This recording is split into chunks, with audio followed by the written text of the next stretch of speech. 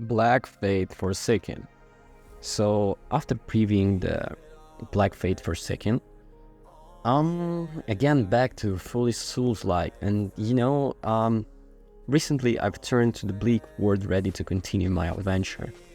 That being the latest Souls-like from an indie studio of a tree inspired by works from software, developed by Archangel Studios. Bleak Faith was originally released in early access for PC and released back in March 2023. Well, the developers been hard at work updating the game to what they intended to be. They have brought it out for the consoles to experience this bleak world full of danger and adventure. One look at the gameplay and you may think it's your typical Souls-like in a cesspool of inspired studios. However, this is not the case. Bleak Faith provides a refreshing take of the genre and may be able to stand out enough to be a contender. From its addictive gameplay, sense of direction towards exploration, and amount of different playstyles you can use, Bleak Faith is quite immersive. Well, sit back and relax. I'll show you why Black Forsaken should be on any Soulsborne fan's radar.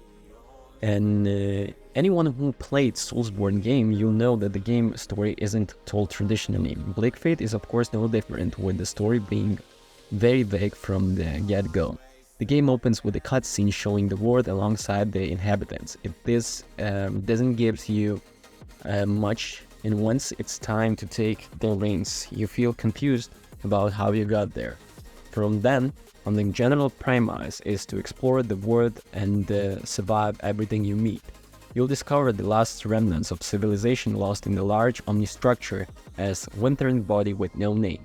Moving on from the preview, I spent around about 25 hours playing throughout Bleak Faith and still no idea what was going on. I managed to meet more NPCs that sounded like typical From Software characters. There was a group of knights led by Captain Yulia, who talked about him as a traitor. I later made Archbishop Belisarius, who seemed like he'd be against the previous faction. Honestly, I don't blame them since he was very rude.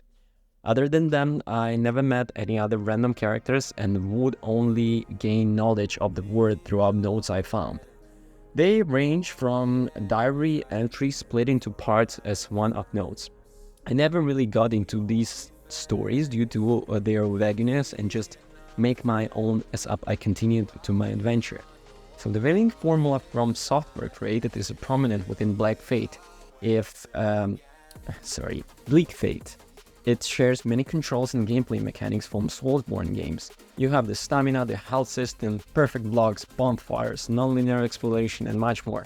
There are of course many differences that Bleak Faith brings that are seen in other game genres, but the first is how you level up your character. Instead of collecting souls, you just gain XP for the killing your enemies, finding collectibles, or finding new areas while exploring. Another difference is that because you don't collect souls, once you die, there is nothing lost, allows less stress on the next life. There are also an addition of the perks that are permanently chosen. You acquire more from defeating bosses.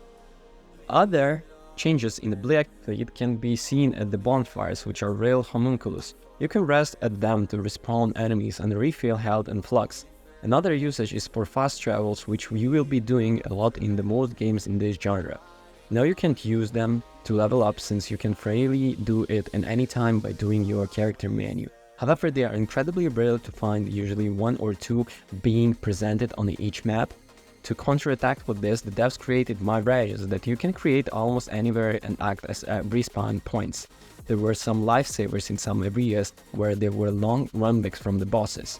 Going back to how healing is done, unlike most games in genre, Bleak Faith chooses not to use flasks for healing. Instead, they went the way of Demon Souls and Bloodborne. With the health items, you can collect them from enemies and craft them from the required materials. Eventually, you learn more recipes to create better potions and provide more health, flux, buffs, and more. So, however, unlike these games, you still can only use a specific amount during combat, but outside you can use as many as you want. I wasn't a fan of how healthy recovery is handled since I preferred the flask system. I didn't like having to go back to the previous areas to farm for materials to craft more after using them all in boss fights. The main aspects of any Souls-like is the combat. Most stick the basics of some adding in new features. Bleak Faith is no exception to this rule, providing the classic Soulsborne formula of intense combat alongside the exploration. One in particular you'd like to highlight is when you take on the larger scale enemies. Like Shadows of Colossus, you can climb onto larger enemies and attack weak walls to defeat them. You avoid the enemy trying to knock you off their back, especially in the Aberrant Night boss, who can kill you instantly. I would love for the mechanics to be explored in more Souls-like games since climbing onto big enemies and taking them down is fun. While exploring Omnistructure, you'll find numerous weapons and armor with different stats. Unlike from software games, you won't need to have certain stats to use gear. You can freely pick and choose whenever sets of weapons and armor match your preferred playstyle. I ended up going with the mix of stamina and flux-based gear alongside dual katanas. Speaking of flux, many abilities come with weapons that consume flux. The alongside obtaining character-specific skills creates interesting ways to battle the enemies. I ended up using Fire Breath and Power Armor, which gave me a good mix of offense and defense abilities. So, exploration journey into the Omnistructure. Initially a Bleak of Fate, there are incredibly well created and detailed environments that make you want to explore everywhere which you almost can. Unlike most Soulsborne games, you can freely jump around without any cost of your stamina. This allows for great parkour opportunities that mostly lead to nowhere, but sometimes items will be hidden away. And the main structure of that, since there is no much hole holding with every level plot. Granted, Bleak Faith has an item that reveals where you go, but it's still pretty vague. Would like to wise though, you will be finding yourself in the circles most of the time. You usually travel throughout the multiple different levels and to game's main objectives. This was generally my favorite part of Bleak of Fate. For 90% of the game, I had no idea where I was going. It took me too long to realize the main objectives will be located within one level. Throughout that will be explore a lot of options that I really liked.